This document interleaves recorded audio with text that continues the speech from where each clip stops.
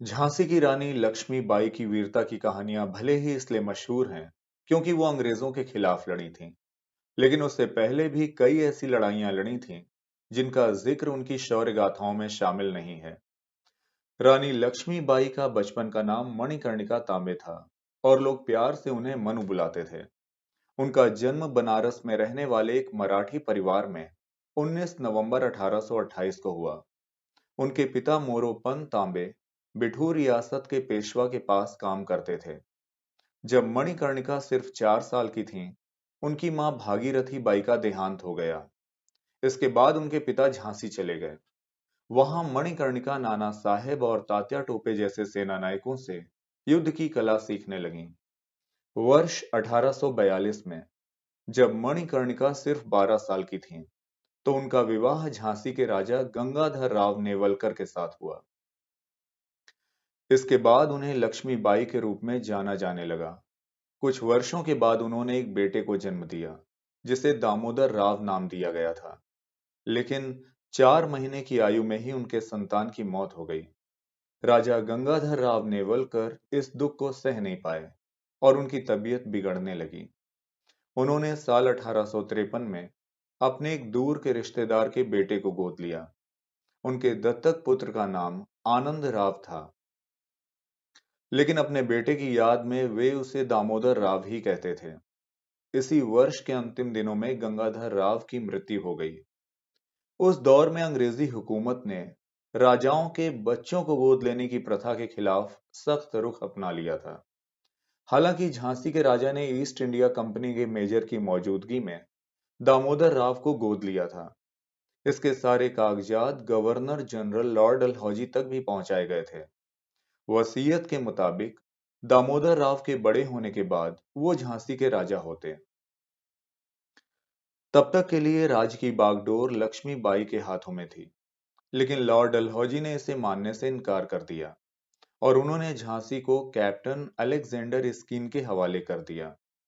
इससे चिंतित होकर लक्ष्मीबाई ने दिसंबर 1853 में मेजर के जरिए वरिष्ठ अंग्रेज अधिकारी जॉन मेलकॉम को चिट्ठी लिखी, लेकिन उन्होंने इसे आगे नहीं बढ़ने दिया। इसके बाद मार्च 1854 में अंग्रेजी शासन ने लक्ष्मीबाई को किला छोड़कर किसी दूसरे महल में रहने का फरमान सुनाया।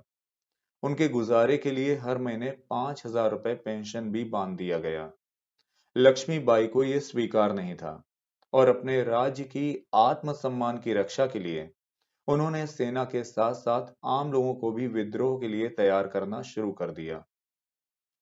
इसमें महिला और पुरुष दोनों शामिल थे। जनवरी 1858 में अंग्रेजों ने झांसी पर चढ़ाई करने का फैसला किया। अंग्रेजों का मानना था कि उन्होंने अपने हथियारों को तैयार कर लिया है और अपने किले में कुछ विद्रोहियों को भी शरण दी है। अंग्रेजों ने लक्ष्मीबाई को आत्मसमर्पण करने को कहा, लेकिन लक्ष्मीबाई को यह मंजूर नहीं था। मार्च 1858 में अंग्रेजों ने झांसी पर धावा बोल दिया।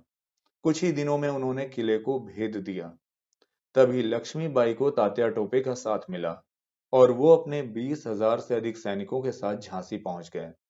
वो अंग्रेजों को कुछ दिनों तक रोकने में सफल हुए, लेकिन अंग्रेजों ने झांसी में प्रवेश कर ही लिया।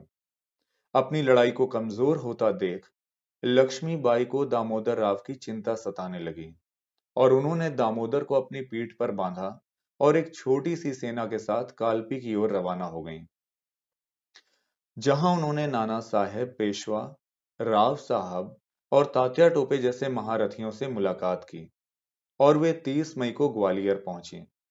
ये बात जब अंग्रेजों को पता चली तो वे ग्वालियर पहुंच गए, लेकिन लक्ष्मीबाई ने हथियार नहीं डाले और अंग्रेजों ने 17 जून 1858 को उनकी हत्या कर दी। देश ने आजादी के बाद लगभग 77 वर्षों का सफर तय कर लिया है। देश की आबादी 33 करोड़ से बढ़कर 143 करोड़ तक पहुंच चुकी है। साक्षरता दर 16% से बढ़कर 77% तक पहुंच चुकी है। औसत आयु 25 साल से बढ़कर 70 साल तक पहुंच चुकी है। अन्य कई मानदंडों में देश की बेहतरी हुई है।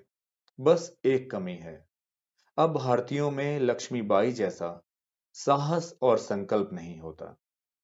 जय हिंद।